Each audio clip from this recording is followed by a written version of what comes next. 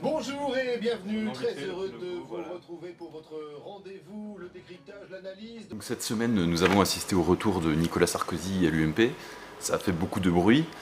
Quel regard portez-vous sur la nouvelle situation à droite?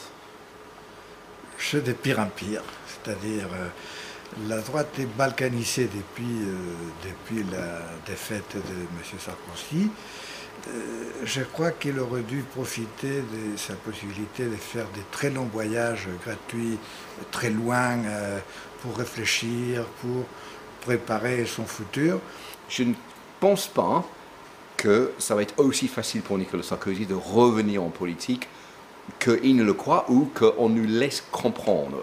Pour deux raisons. La première, c'est que dans les sondages, il y a une majorité de Français, pas seulement de l'UMP, mais une majorité de l'ensemble des Français qui ne souhaitent pas que Nicolas Sarkozy revienne, 59%. Deuxième chose, son parti, l'UMP, son ex-parti si vous voulez, n'est pas vraiment très chaud pour qu'il revienne en tant que candidat unique qui pique la place en quelque sorte aux autres comme Copé ou Fillon. Je crois que la présidentielle française, les Français élisent chaque 5 ans un roi pour le décapiter 5 ans après. Est-ce que les Français sont prêts à écouter Sarkozy? Peut-être bien, on le verra dans les temps. Mais en tout cas, la logique de la présidentielle, ce n'est pas une logique partisane, c'est une logique nationale. Il faut s'adresser au peuple français globalement.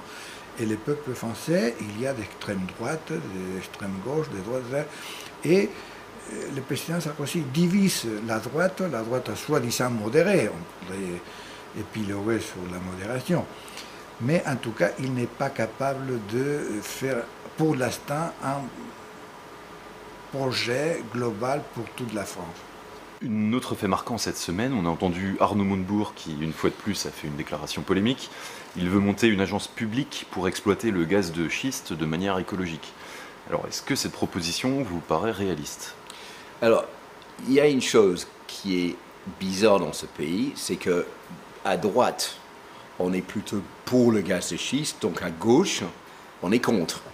Je pense que tant qu'on ne le sait pas, il faudrait au moins examiner le pour et le contre pour prendre une décision, d'aller explorer un petit peu pour voir si c'est possible. Parce que c'est vrai que l'arrivée de gaz en France n'est pas éternelle, il faudrait trouver une autre forme d'énergie, et le gaz reste l'une des formes d'énergie les moins chères.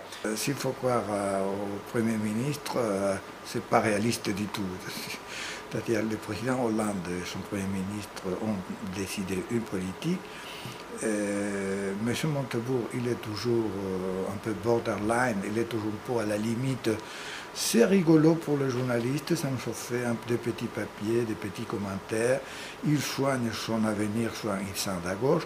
Et finalement, ça ne fait pas trop du tort au président de la République, dans la mesure où ça permet d'exprimer des sensibilités diverses. Elles sont là. Pourquoi pas laisser parler? Pourquoi il faut être toujours monocorde ou pas?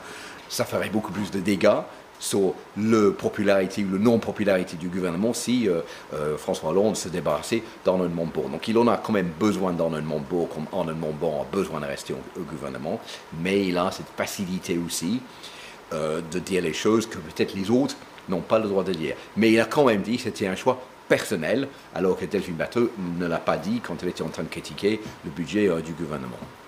La politique énergétique de la France, c'est une question royale, entre guillemets, une question du président de la République. Il n'est pas question de tout ça.